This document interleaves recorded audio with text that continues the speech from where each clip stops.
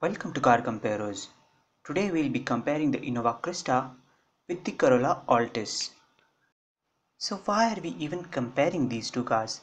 The peculiar Indian customer having a budget of around 15 lakhs has largely shunned the world's best-selling car, the Corolla, in favor of the Innova over the past decade in our country, despite of Innova's obvious taxi image.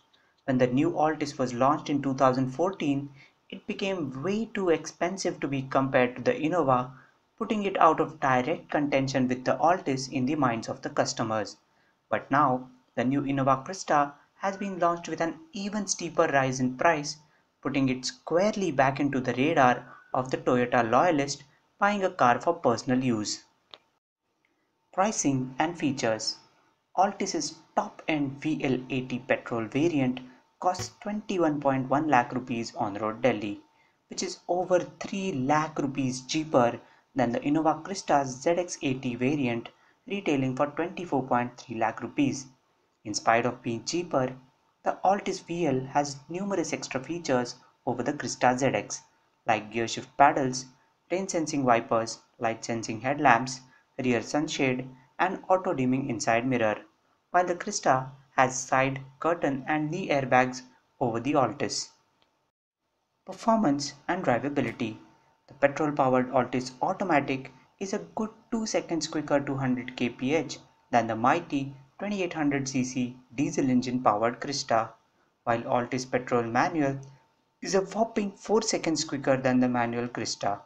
Altis's 700 kg lower curb weight results in an almost 20% better power-to-weight ratio than the Crysta 80 and almost 40% better than the manual version.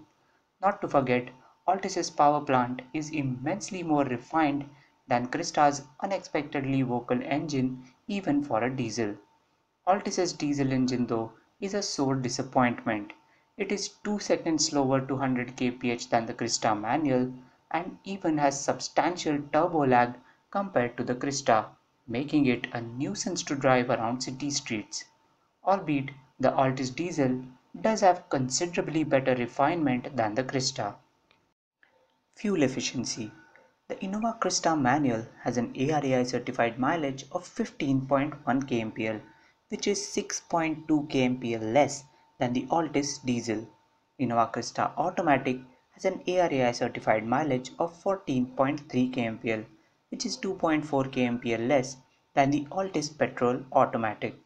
In our back-to-back tests, the diesel Altis was over 5 kmpL more efficient than the manual Crysta, making it 1 lakh rupees cheaper than the Crysta in fuel costs. Even the petrol-powered Altis manual was 1.5 kmpL more efficient than the manual Crysta. The automatic geared Altis Petrol was consistently 2 kmpL more efficient than the Crysta 80, but since petrol is more expensive, both cars require identical expenditure on fuel. Space and comfort. The Crysta is an immensely more spacious car than the Altis, but the problem with its ZX variant is that it comes with 2 captain seats in the middle row. Therefore, if you wish to travel with 5 occupants, the 5th occupant has to sit on the fairly uncomfortable 3rd row. Also, Crysta's 300-liter boot capacity with all seats up may not be enough to carry 5 people's luggage, meaning the excess luggage will spill over right next to the 5th passenger. Altis, on the other hand, can comfortably accommodate 3 occupants in the middle row with a decent 470 liters of space available in the boot for luggage. In Crysta's lower variants, you can go for the 8-seater configuration. Then you can fold the last row of seats to liberate a cavernous 758 liters of boot space. Both cars have exquisitely well appointed and durable interiors, albeit still a notch below the German sedans like Jetta. Handling and ride quality. The Crysta is far better suited to the reality of Indian road conditions than the Altis, which has been one of the main reasons for customers' overwhelming preference towards it over the Altis. Though Toyota has taken efforts to give the Altis some added ride height for India, you still have to be cautious while going over broken roads and potholes. In the Crysta, You can stampede over bad roads without even giving them a second thought. The Altis claws back some lost ground around the turns. Even though it is nowhere as good as rivals like Octavia and Jetta in terms of handling, it is still way ahead of the Crysta. Crysta has significant body roll around the bends, which coupled to the slow and inaccurate steering setup makes it a drag around the turns. Reliability and after-sales service. No other competitor even comes close to matching the matchless reliability and after-sales service of Toyota. Both Corolla and Innova have already proven this beyond doubt in the past decade in India.